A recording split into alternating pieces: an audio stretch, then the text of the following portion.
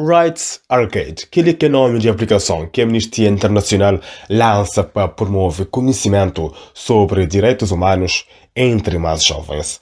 É um jogo onde é possível encarnar um personagem e o jogador tem de tomar decisão sobre o futuro de cada um, tendo em conta direitos humanos.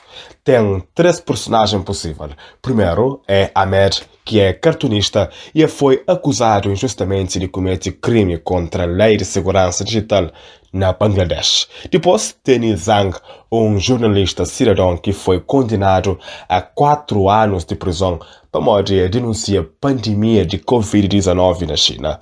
Depois, Inês tem Panusaya, um estudante e ativista que enfrenta mais de 25 acusações contra o protesto que faz na Tailândia. A Amnistia Internacional flama tudo que a experiência ali é fictício, mas foi inspirado na história real de quem aqui hoje é ameaçado direitos que está consagrado na Declaração Universal de Direitos Humanos. O jogo ainda que está disponível na crioulo com português, mas a organização FLA, o download pode ser feito em qualquer lugar no mundo, mesmo se a conexão na internet é fraco. A Amnistia promete atualizar a aplicação para incluir mais idiomas possível. Para você, o Rights Arcade está disponível na inglês, mandarim, tailandês e coreano.